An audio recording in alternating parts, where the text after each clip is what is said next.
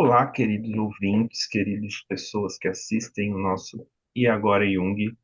Hoje eu estou aqui na companhia de dois homens maravilhosos, estudantes da psicologia junguiana analítica, com Wagner Borges, né, que é analista em formação pelo IGEP, membro analista em formação pelo IGEP, especialista em psicologia analítica, arte-terapeuta e psicossomatista. É isso, Wagner? Exato, estamos finalizando a arte-terapia e a psicossomática já foi finalizada. Muito bom. O Gabriel é especialista em psicologia analítica, também fez arte terapia, porque eu já até dei aula para ele. Você tem mais alguma formação, Gabriel, ou parou na arte terapia por enquanto? Eu também estou agora cursando a psicossomática. Ah, legal. E também é membro analista em formação pelo IGEP, né? E eu sou o Isso. Mauro, eu sou membro de Data e Informação, também fiz psicologia analítica, arte terapia e estou cursando psicossomática também, Gabriel. E hoje estamos aqui reunidos, né, para falar de um tema que está bem latente aí, esteve latente nas últimas semanas, que é a masculinidade. Aproveitando esse gancho, eu queria convidar vocês a ouvir um outro episódio que eu gravei com o Wagner, à época, sobre a masculinidade, sobre o masculino, para até dar uma aquecida nessa conversa, né? Mas hoje nós vamos falar de outra parte desse masculino, da masculinidade, que são esses movimentos que estão surgindo aí, de, vamos dizer assim, ensinar o que é ser homem, ou como se portar como homem, ou movimentos de homens, né, que estão em busca de um retorno ao que era antes, que para eles seria melhor do que é hoje, né? Então a nossa ideia é trazer um pouco do olhar da psicologia junguiana para esses movimentos, tentar entender isso num espectro maior, né, e mais profundo da psique humana e não e tentar aprofundar o máximo possível nesses minutos aí a conversa sobre esse tema. É, quem gostaria de começar, meninos? Podemos abrir aí o microfone. Fala, Mauro. Acho que eu posso trazer um pouquinho. Acho que esse é um tema, obviamente, está super em alta. Além dos movimentos que a gente pode considerar, e infelizmente, em alguma medida, já tradicionais, como os Red Pills, né, os incels, e notadamente têm produzido versões nada admiráveis dos homens, né? É interessante até a gente observar, como fizemos no outro trabalho, uma diferença entre masculino e homem, né? Deixar claro que o masculino é uma energia, é um princípio energético, assim como o feminino, que está tanto nos homens quanto nas mulheres. Então, nós temos os dois princípios. Naturalmente, né? Os homens acabam por representar mais um desses princípios, que é o princípio masculino, por uma série de atributos e características, né? E essas definições desses princípios são feitas ao longo de toda a história da humanidade por vários povos, né? Então, a ideia de yin e yang, né, no Tao, enfim, tem várias maneiras de enxergar. Agora, voltando à questão desses coletivos de homens, né? Teve um debate recente, né? Eu acho legal trazer essa perspectiva factual, né? Na Globo News, em determinado momento, muitas críticas à ideia da existência desses coletivos. Eu, sinceramente, não sei até que ponto a existência do coletivo é em si um problema, mas me incomoda qualquer ideia pré-pronta de indivíduos, né? Sejam homens ou sejam mulheres. Eu acho que nós somos seres gregários, precisamos de comunidades, precisamos de grupos, mas tudo aquilo que vem com o propósito de definir como eu tenho de me comportar, qual é a minha identidade, é complicado, né? A gente vem de uma sociedade extremamente identitária e é por muito tempo, ou por uma fase da vida, isso é fundamental, mas tem uma frase que o Ajax Salvador, nosso professor, costuma dizer, e atribuindo a Jung, que é toda noção de identidade é alienante. Ou seja, a gente precisa de uma ideia de identidade, mas ao mesmo tempo a gente corre um risco quando tem essa ideia. Por quê? Porque você perde as outras perspectivas de si mesmo, né?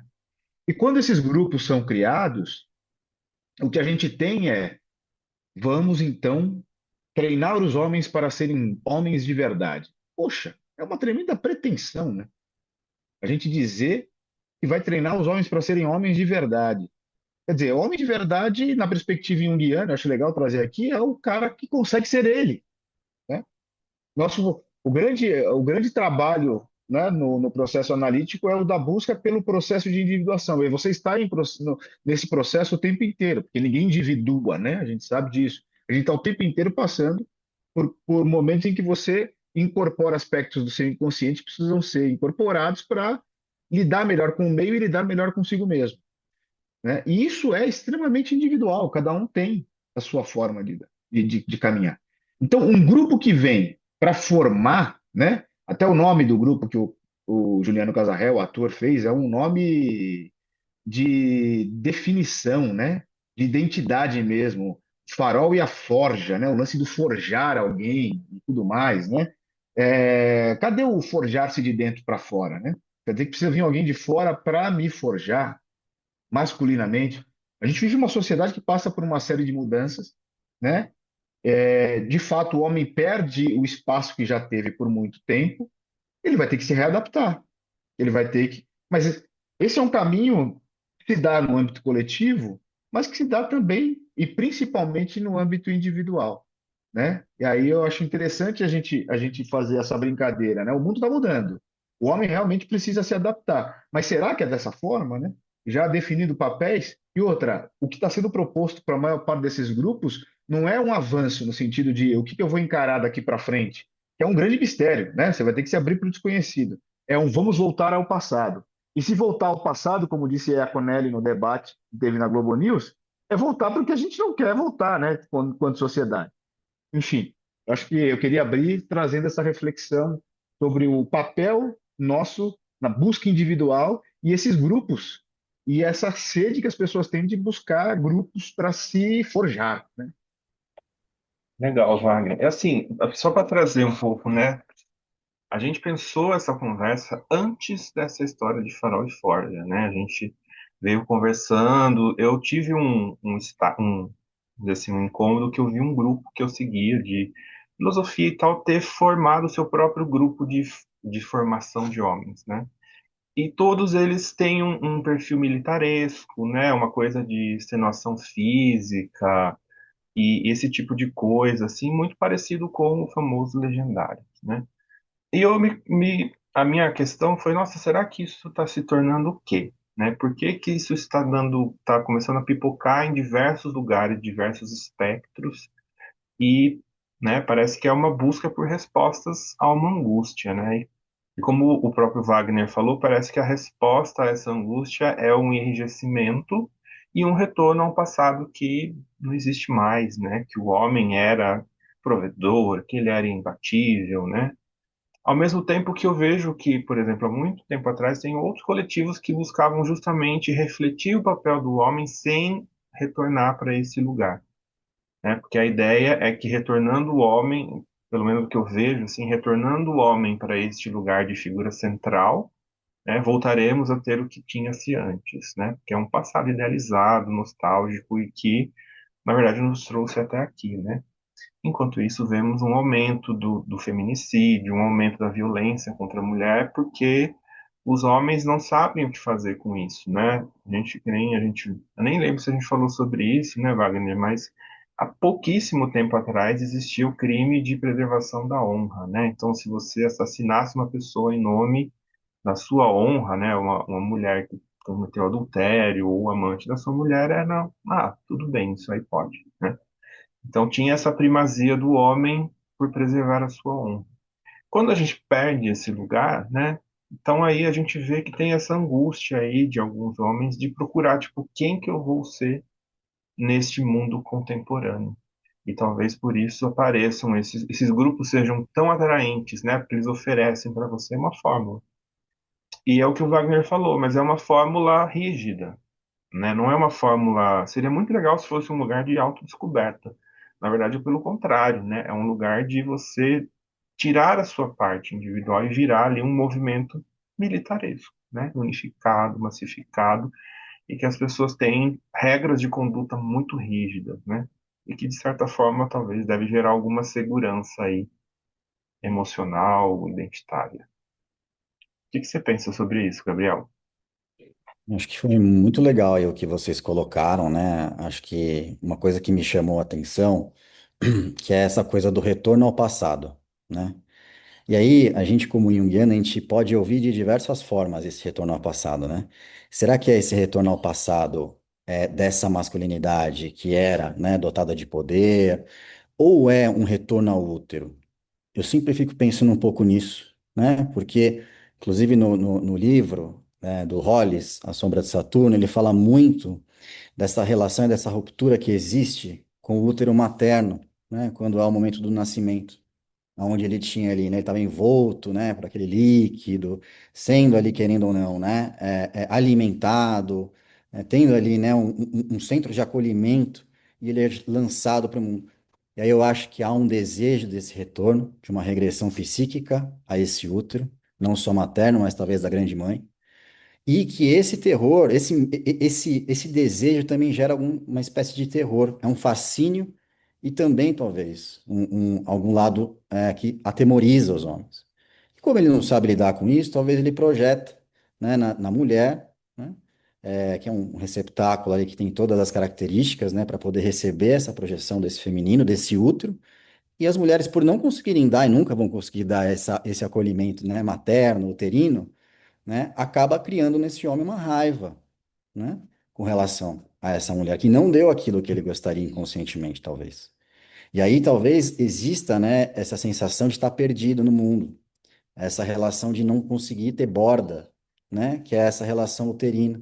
E acho que ele encontra no grupo, talvez, em algum nível, né? A falsa ideia de que ele vai ter esse acolhimento que ele não tem, né? Que está ali nesse inconsciente desse homem, né? Que procura esses grupos. Então é uma forma, claro, pronta, né? Como vocês colocaram ali, de regras e condutas, que talvez dê essa falsa sensação de segurança, de pertencimento, talvez, né? Que essa ruptura com esse útero materno talvez promova na psique desse homem. Então, eu fico pensando um pouco nisso, nessa regressão, né, nesse retorno ao passado. Que retorno ao passado é esse que é buscado? Não sei, eu fiquei pensando um pouco nisso. Faz Eu muito sentido. queria.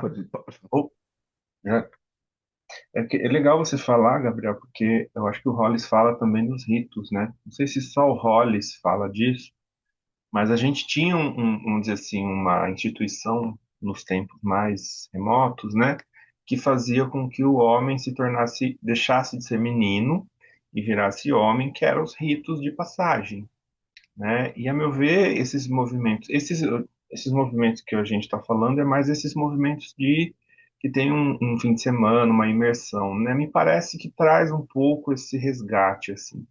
Então, né, eu tenho, por exemplo, um ritual indígena que era que o menino tem que enfiar a mão numa luva cheia de tucandeiras, né? Que são aquelas formigas com a picada mais dolorida já conhecida. E quando ele passa por isso, ele deixa de ser menino e se torna homem, né? O movimento de deixar de ser menino e passar a ser homem também significa um rompimento, mesmo que temporário, com o feminino. Ele entra no inconsciente ali dos homens da tribo, né? Da tribo mesmo, e a partir daí ele começa a construir a sua identidade, o seu papel. Atualmente a gente não tem isso, né? Na verdade, eu acredito que isso acontece de outras formas, né? Tem outras formas disso acontecer, e talvez por isso alguns homens se sentem perdidos, né? Mas é o que o Gabriel falou, tem às vezes um desejo de renascimento, né? De retornar ao útero, né? E não necessariamente uma transformação para pensar uma nova forma de viver dessa forma, né? Então, o que eu vejo é esse movimento de querer voltar para um lugar que tinha uma certa estabilidade, uma certa orientação, e não criar novos, né? O que, a meu ver, também faz parte do próprio movimento da energia psíquica, nesse caso, coletiva. O que você ia falar, Wagner, que eu acabei de interromper? Imagina, não, não, você na verdade contribuiu. Se você trouxe, contribui, porque eu ia pegar o gancho do que o Gabriel falou, porque de fato existe esse conflito, né, essa perda do paraíso, né, do paraíso intrauterino, né, e existe um ponto muito importante na infância, quando a gente está sob a proteção da mãe e nesse útero imaginal da infância, claro, eu estou falando aqui em condições um pouco mais idealizadas, porque a gente sabe que muitas infâncias são bem sofridas e não necessariamente essa proteção toda acontece efetivamente. Mas pensando nessa perspectiva de que seria o ideal, por quê? Porque a criança é frágil. A verdade é que estamos no útero da infância e viemos de uma fragilidade enorme. Somos dependentes desse materno e desse feminino, em grande medida, e também de um masculino que já se avizinha, que faz, digamos, um papel protetivo em alguma medida. Mas, querendo ou não, esse materno do qual somos exilados, esse paraíso do qual somos exilados, ele é fundamental num período de extrema fragilidade. O problema é que quando você se torna homem, você citou o rito de passagem, Mauro, por isso que eu falei que você contribuiu, quando você passa por esse rito, teoricamente, não é que você tenha que romper com o feminino. Você só vai deixar de estar dentro e protegido por esse feminino. Você vai ter que encontrar, a partir de agora, o feminino em si próprio, para a partir daí ser o próprio acolhimento. O grande ponto é esse, né? Como a gente conversou, acho que no episódio passado, a dificuldade de aceitar o próprio autoacolhimento. Por que que é difícil para mim aceitar o próprio autoacolhimento? Porque eu não quero aceitar a minha fragilidade. Então, o empoderamento da mulher denuncia o que eu não quero enxergar em mim, que é a minha fragilidade. Então, vamos nos unir em grupos para preservar a nossa força, né? Não estou dizendo que seja isso, tá? Para mim, de novo, eu não concordo plenamente com a ideia de que não se devam unir em grupos. Eu acho que se deve, mas qual a finalidade? Como você colocou, Mauro, vamos fazer aqui um trabalho de autorreflexão individual e, ao mesmo tempo, compartilhada para acolher as nossas fragilidades, para acolher os nossos meninos, né? Aqueles meninos frágeis, antes de botar a mãozinha na luva cheia de tucaneira. É tucaneira? Tucandeira? Não lembro agora. Você falou Candeira. alguma? É uma formiga. Tucandeira. Exato. Né? Então, se for isso, pô, legal. Talvez aqui a gente tenha um encontro, porque muitas vezes falta para esse menino que está indo para a vida adulta um pai acolhedor também que esteja de bem com o teu próprio feminino, para ensiná-lo a também se acolher na fragilidade, né? E aí a gente chega no ponto crucial. A gente vive hoje numa sociedade de homens que morrem de medo do feminino em todos os aspectos. Olha o que nós estamos fazendo com Gaia, a Mãe Terra. É um estupro. E há milênios. Quer dizer, então a agressividade e a violência contra o feminino, ela vem de séculos, de milênios, e muito em virtude de uma dificuldade e de um certo, né, pensando na questão enantiodrômica, né, das antinomias e dos opostos, a gente está com uma dificuldade de encontrar o equilíbrio, né? De se acolher e ser forte no se acolher, e ser frágil para ser forte depois. Não, eu só posso ser forte, não tenho saída. E aí o que que eu faço? Tudo aquilo que ameaça denunciar a minha fragilidade, eu ataco. Então, eu ataco as mulheres, eu ataco a natureza, eu ataco, inclusive, aquela que lembra a minha mãe, né? Porque minha mãe me lembra a minha fragilidade e eu não posso mais ser frágil. Eu acho que você fez um ponto interessante, Wagner, que pensando na dinâmica da psicologia junguiana, né? Então vamos pensar por quanto tempo essa vulnerabilidade não esteve projetada justamente nas vítimas hoje das agressões que são as mulheres, né? Ou as outras minorias, né? Então vamos pensar assim, né? Então já que, por exemplo, as mulheres conquistaram espaço, né? As minorias estão conquistando espaço, deixaram de ter, vamos dizer assim, essa projeção, de receber essa projeção de uma vulnerabilidade extrema por parte desse homem idealizado, né? Desse homem genérico aí. Então agora ele tem que lidar ele com a própria vulnerabilidade, com as suas fragilidades, né? Com a sua necessidade de autoacolhimento, de cuidado, né? E o que que a gente quer dizer com isso? Com o feminino que habita nele. Mas se a gente for pensar o modelo masculino, por muito tempo, né? Não é de hoje isso, né? Nos anos 50, de séculos atrás, o que que é o modelo masculino construído? É o modelo do não feminino, né? Então, tudo que possa remeter ao feminino tem que ser excluído da esfera do que é ser masculino. Ou, né, como o que antigamente se falava que é masculino é homem, então o homem não pode ter nada de feminino, porque isso torna ele vulnerável, fraco, né? Todo tipo vamos dizer assim, de vulnerabilidade que os outros homens não querem, né? E que esses homens acabam sendo excluídos.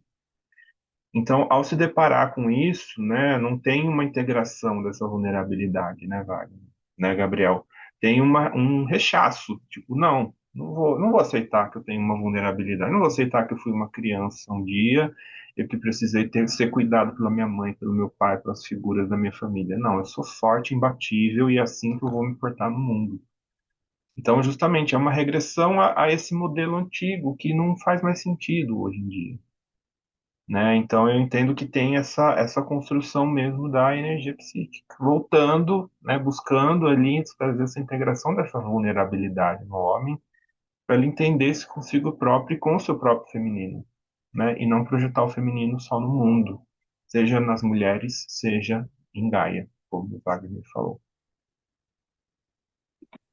Pois é, e tudo que a gente vê nesses grupos aí parece que é uma continuidade, né, dessa negação ao feminino, né, da introspecção, da reflexão, da descida aos mundos interiores, mas muito mais de uma extroversão de manuais de conduta, como vocês comentaram aí, né, do que deve ser feito do mundo para com o mundo, para eu ser reconhecido por fora, mas não por dentro, não entender quem eu sou, buscar, né, essa sensibilidade.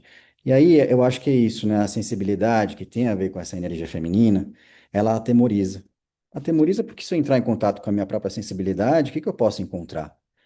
O que acontece quando eu acabo sendo sensível comigo mesmo? O que que eu vou encontrar se eu sensibilizar aquilo que está dentro de mim?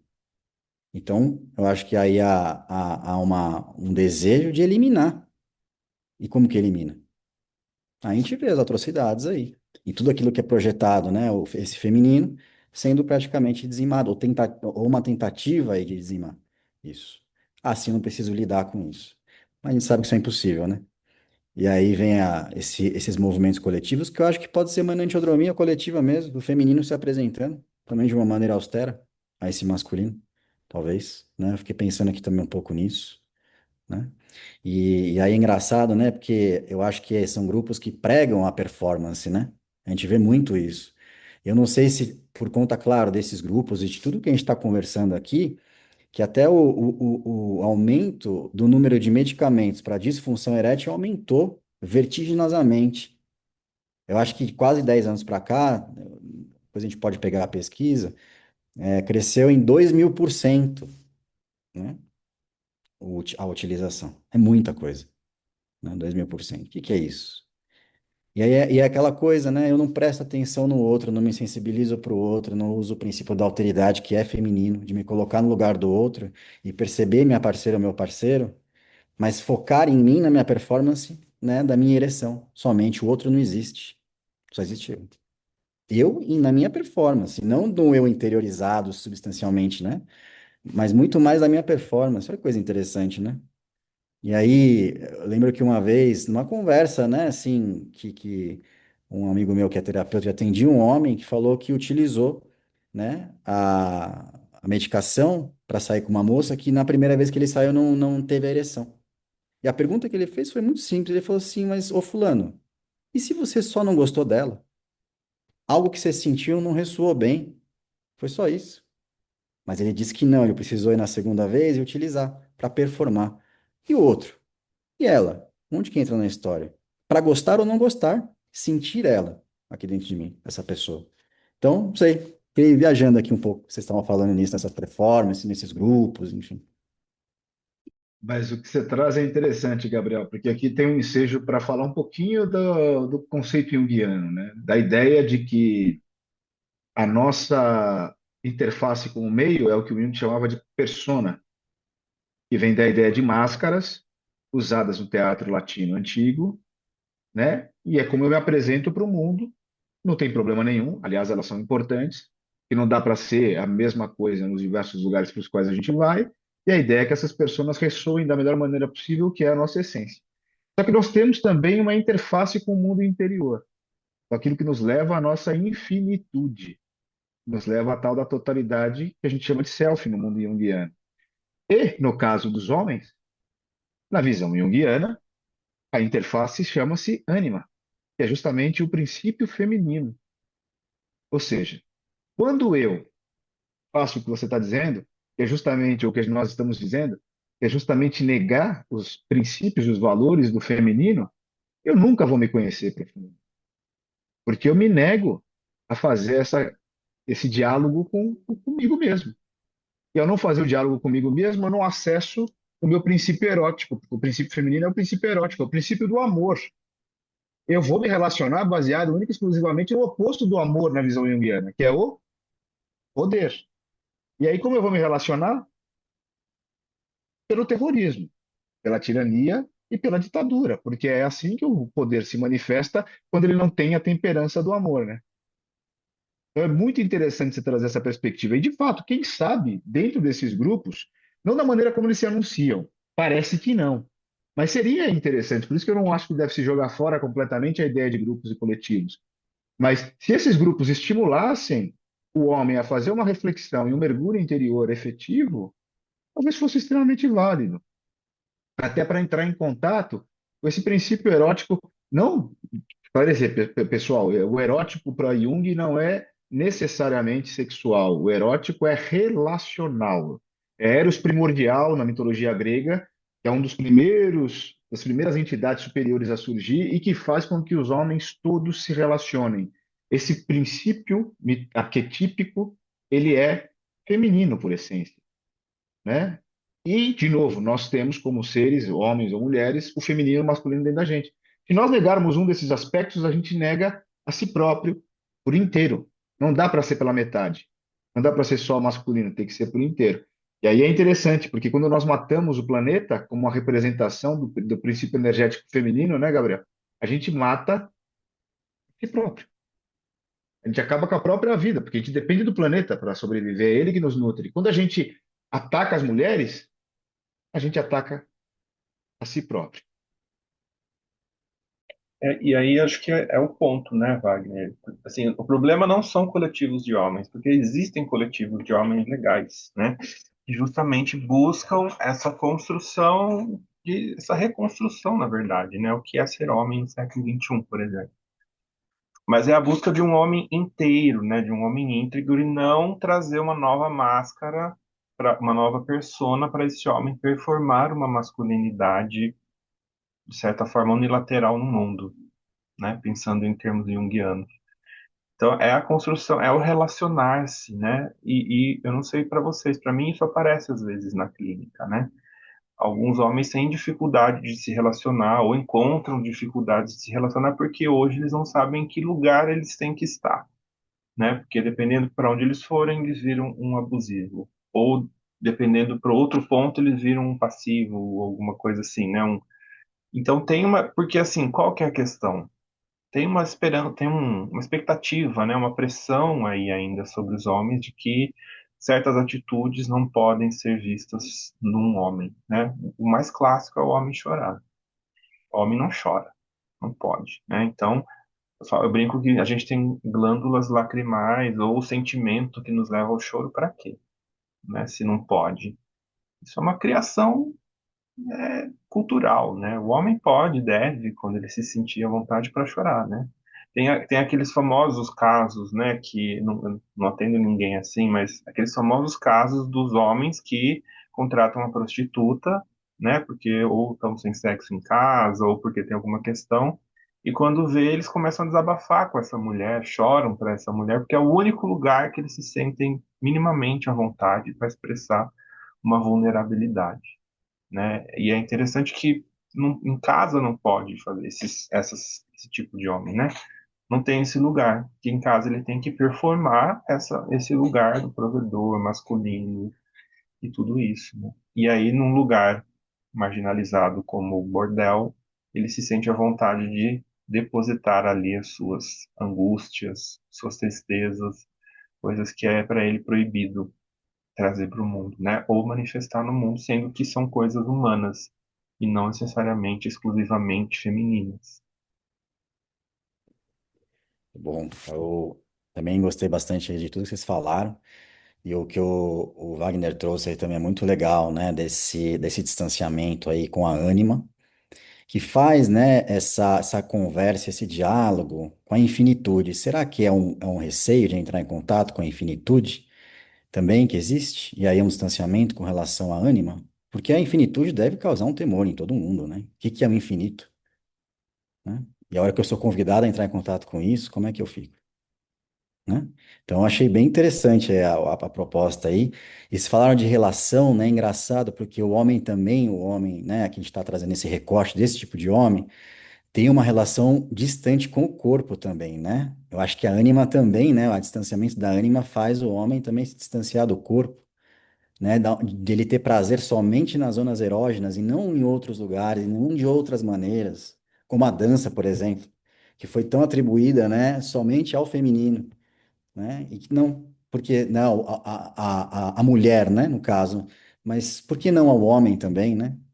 Porque dançar também traz algum tipo de relação com o corpo diferente. Há um movimento diferente do que eu faço no meu dia a dia com o corpo. Será que isso também não pode trazer a expansão também da consciência no corpo?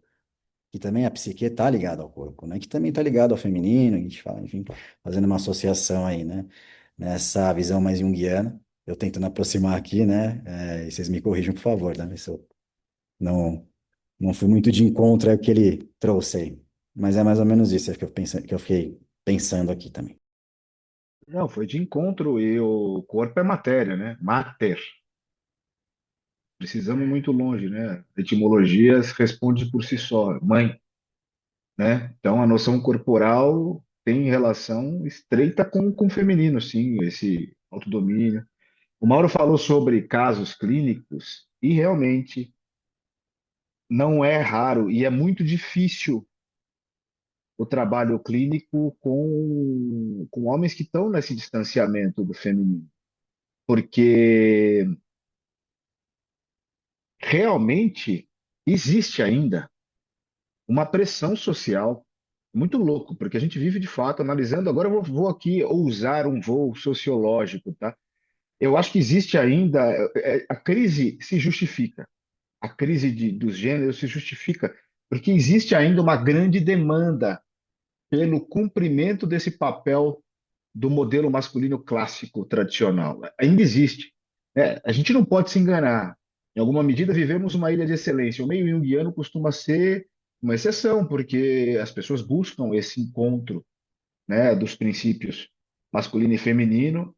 Não que com êxito o tempo inteiro, há falhas, a gente sabe disso, mas existe esse olhar, pelo menos. Agora, de modo geral, muitas vezes os homens são cobrados em casa por serem fortes. Não é só eles que querem ser fortes, eles muitas vezes não têm espaço para não ser, né? Então, isso é importante trazer. Eu, em algumas conversas, às vezes, até com amigas, colegas, né, e elas trazem alguma coisa, eu falo, poxa, mas vocês se queixam, né, em alguma medida desse comportamento insensível, mas quando ele mostra uma fragilidade, também nem sempre existe o acolhimento necessário. Então, a gente vive um momento crítico. O homem que expõe a fragilidade, ele é muitas vezes caricaturado, né? Ele é taxado de uma maneira ruim, mesmo que seja de fato uma exposição, às vezes caricatural da própria fragilidade, até porque ele não tem jeito para mostrar isso. Ele não está habituado a lidar com isso. Então, quando ele vem todo atrapalhado, né? Todo atabalhoado.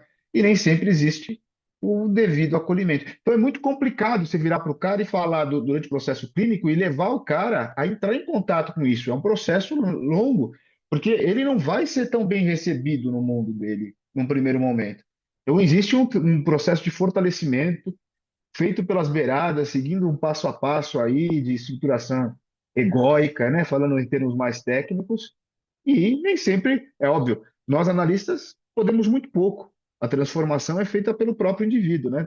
O, o Zé Balestrini, que é também professor no IGEP, uma vez comentou, não sei se eu estou falando alguma bobagem, mas que a Von Franz dizia, né? O melhor trabalho que nós podemos fazer como analistas é um esforço tremendo pelo nosso processo de individuação, para quem sabe, por alguma razão, a gente contagiar os nossos analisantes para que eles façam o mesmo por eles, porque não está tudo nas nossas mãos. Então, é um trabalho árduo e o mundo nem sempre tem facilitado esse processo. Tá, Mauro? Só para trazer um pouquinho desse aspecto clínico que eu acho interessante.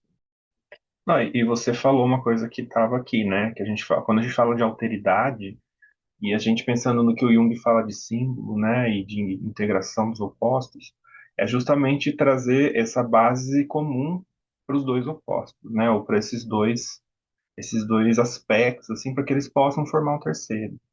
Então, quando a gente fala de alteridade é isso, né? De colocar masculino e feminino em dois lugares, né? Que são o mesmo lugar e formar algo aí que a gente chama de alteridade, né? Nem o feminino rejeitar o masculino, nem o masculino rejeitar o feminino, mas os dois se verem como complementares e como iguais, né? Como equânimes aí, para que possam formar algo novo, né? A junção do masculino com o feminino gera algo novo, assim como os outros opostos.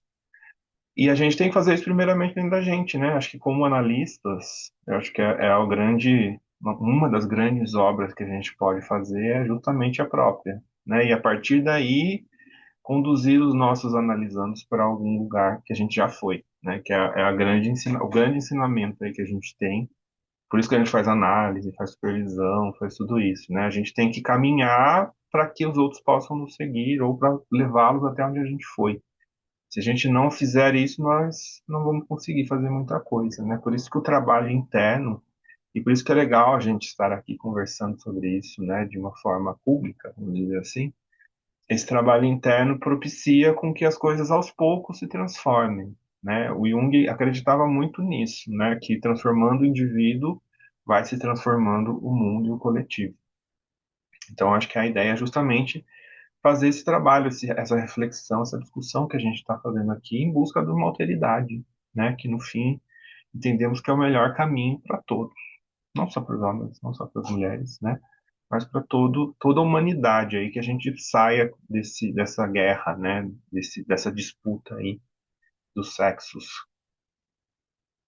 A tensão vai existir, né, Mauro? Mas não precisa Ela é ser. necessária, né? Ela é necessária, mas não precisa ser homicida, né? Não deve, não pode. A gente tem que lutar com todas as forças contra, né? Exato, acho que vocês falaram uma coisa muito importante que é o coletivo, né? Porque o horror ao feminino não parte só do homem, como o Wagner comentou, mas também do público feminino, da mulher, né, que nega quando o homem tenta se expor, né, como você comentou aí, né, que às vezes não aceita muito bem porque ele é desajeitado mesmo, tá aprendendo a fazer isso, tá engatinhando nesse mundo, né? Como você comentou, né, começar pelas beiradas, né? Pelas beiradas é isso mesmo, talvez a beirada seja o corpo, talvez, o lugar do campo da irracionalidade, onde alguém toca aqui, eu só sinto, eu não consigo racionalizar isso aqui, né? Vai pro irracional. Não sei, penso um pouco nisso também. E acho que é um trabalho que todos nós temos que fazer, né? Essa complementariedade dos opostos dentro da gente. Então, muito legal o que vocês falaram, hein? Enriquecedor. E é provar um pouquinho do útero de novo, né? Já que não vai voltar para ele, o toque talvez traga um pouco da matéria, né? E corpo como útero, né, mesmo, né? Esse invólucro aqui que tá na gente, né? Interessante, bem legal. Boa. Rapazes, eu acho que, por mais que o tema possa se prolongar aqui, nós atingimos o nosso tempo protocolar. Eu gostaria de saber se vocês gostariam de trazer mais alguma complementação, falar mais alguma coisa antes de encerrar. Eu queria agradecer, Mauro, você pelo convite, né? Pela oportunidade e pela atenção a um tema tão importante e pela capacidade de conduzi-lo nas suas beiradas, né? E, enfim, agradecer a todo mundo que acompanha o nosso podcast e agradecer ao Gabriel que chegou chegou esse ano, né, Gabriel? Você chegou ao podcast, né? Então, muito bem-vindo e agregando bastante. Valeu, pessoal. Valeu. Também só queria agradecer aí o convite de vocês aí, poder participar, contribuir um pouquinho aqui, né, com esse assunto, que eu acho que é bastante importante a gente olhar com atenção. Então, agradeço aí mais uma vez. Eu agradeço vocês por toparem o convite, por estarem presentes e entregues nessa conversa, né? Aproveito para dar as boas-vindas para o Gabriel também, né? Nesse espaço aqui do E Agora Jung. E agradecer a todos que ouviram a gente até este momento, né? Estamos no Spotify, no YouTube, para quem quiser assistir a gente. E se você tiver mais algum tema, algum assunto que você gostaria que a gente falasse, deixe nos comentários, envie uma sugestão, será muito bem-vinda para a gente trabalhar sobre isso, sob a perspectiva do querido Carl Gustav Jung. Então, aguardamos vocês nos próximos episódios e até mais.